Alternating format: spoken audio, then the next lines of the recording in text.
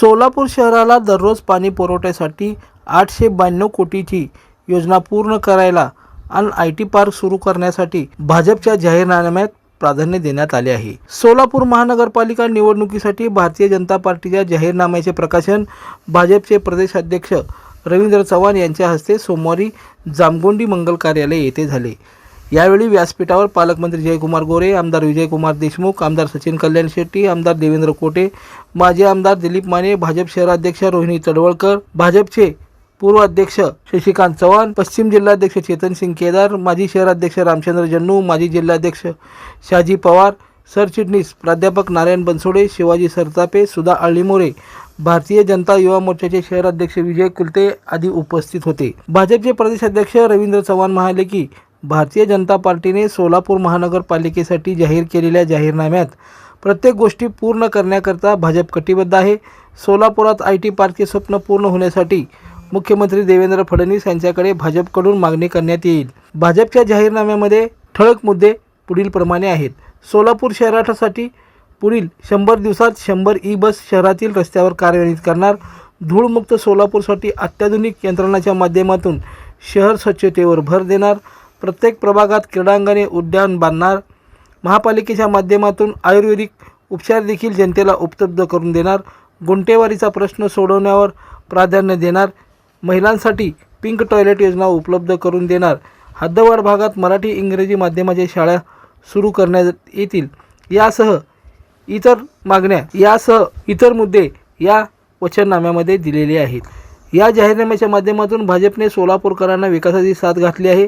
विकसित भारतासाठी विकसित सोलापूर हे ब्रीदवाक्य घेऊन भाजप यंदा महापालिका निवडणुकीत जनतेसमोर जात आहे।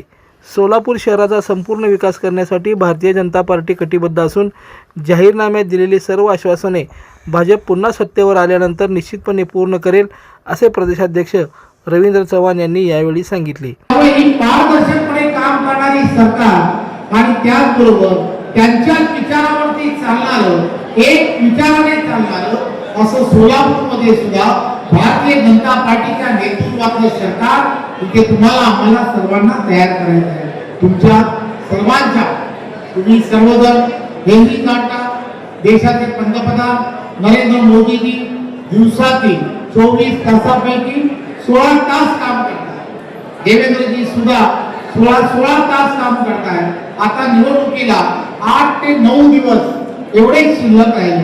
त्यामुळे तुमच्यापैकी प्रत्येकाने ही गोष्ट लक्षात काय घेतली पाहिजे, या निवडणुका प्रभागनिहाय होणाऱ्या या निवडणुका आहेत। त्यामुळे या प्रभागनिहाय होणाऱ्या या निवडणुकांमध्ये तुम्हाला आम्हाला सर्वांना अतिशय प्रामाणिकपणे कार्यकर्ता म्हणून प्रत्येकाने या प्रभागामध्ये आपली जबाबदारी समजून प्रत्येकाने या निवडणुकीमध्ये प्रभागनिहाय त्या ठिकाणी कमळ चिन्हासमोर बटन हे तिथला असणारा मतदार कसा गावेल यासाठी आपण सर्वांनी प्रयत्न करायला हवे। या 10 दिवसामध्ये आपण सर्वांनी 10 तास लोकांपर्यंत मतदारांपर्यंत प्रत्यक्षपणे पोहोचलं पाहिजे। त्यांना सर्वांना केंद्र पुरस्कृत असणाऱ्या सर्व योजना, राज्य पुरस्कृत असणाऱ्या सर्व योजना, या सर्व योजनांची माहिती सांगून कमळ आणि एक कमळाला मतदान का द्यावं हे आपल्याला समजून सांगणं हे अत्यंत गरजेचं आहे। या पार्श्वभूमीवरती हेही आपण सर्वांनी लक्षात घेतलं पाहिजे की पूर्ण महानगरपालिकेमध्ये मोठ्या संख्येने भारतीय जनता पार्टी अतिशय कार्यकर्त्यांची पार्टी असल्यामुळे वर्षानुवर्ष या पार्टीमध्ये काम करणारे असंख्य कार्यकर्ते आहेत की ज्यांना स्वतःला अशा महत्त्वाकांक्षा होत्या की त्यांना असं वाटत होतं की आपल्याला नगरसेवक व्हायचं आहे। खरं तर नगरसेवक होणं हे अत्यंत महत्त्वाचं आहे, त्या महत्त्वाकांक्षा असणं हेही महत्त्वाचं आहे। परंतु या पार्श्वभूमीवरती निवडणुकीच्या या पार्श्वभूमीवरती हेही लक्षात घेतलं पाहिजे की केंद्रात आणि राज्यात आपलं सरकार आहे। माझी आपल्या सर्वांना विनंती आहे की आपल्यापैकी काही जण आपल्या भारतीय जनता पार्टीच्या उमेदवाराच्या समोर हे बंडखोर म्हणून उभे राहिले। त्यांना विनंती आहे की आज भारतीय जनता पार्टीचा अध्यक्ष म्हणून आपणा सर्वांना विनंती करायला आलो आहे, आपण जे कोणी बंडखोर त्या ठिकाणी उभे असतात त्यांनी सर्वांनी आपल्या उमेदवाराला आजच्या आज आपण पाठिंबा दिलाय हे आपण पहिल्यांदा घोषित करायला हवं आणि ती विनंती करायला मी इच्छितो.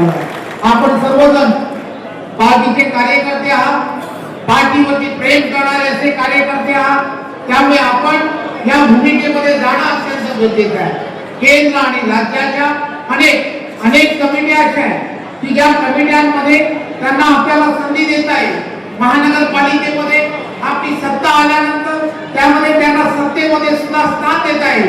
परंतु 20-25 वर्ष आपण पार्टीचं इनामीद्वारे आपण काम करतो आणि मग आपल्यावरती अशा प्रकारे बंडखोरी केल्यानंतर पार्टीला अतिशय वाईट वाटतं की ज्या वेळेला एखादा आपला एवढ्या वर्षाचा कार्यकर्ता ज्या वेळेला बंडखोरी करतो आणि त्यावेळेला त्याच्यावरती जर कारवाई करणं हे अत्यंत वाईट आहे.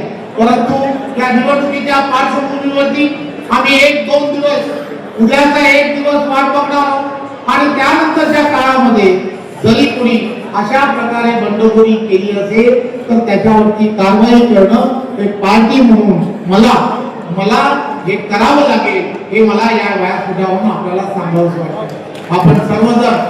आपण सर्वजण अतिशय चांगले कार्यकर्ते म्हणून आपण एवढी वर्ष अतिशय चांगल्या पद्धतीने पार्टीची सेवा केली आहे. माझी आपल्या सर्वांना विनंती आहे, देवेंद्रजी नेहमी सांगण्याचा प्रयत्न करतात की पार्टी त्याकडे समर्पणातून तयार झालेली पार्टी आहे. देशाचे पंतप्रधान नरेंद्र मोदींनी एक देशाला विकसित भारत बनवण्याचं स्वप्न पाहत आहेत आणि त्याचे तुम्ही आणि आम्ही सर्वांना शिलेदार आहोत. त्यामुळे तुम्हाला आम्हाला सर्वांना प्रत्येक क्षेत्रामध्ये देश आणि महाराष्ट्र पुढे न्यायचा आहे.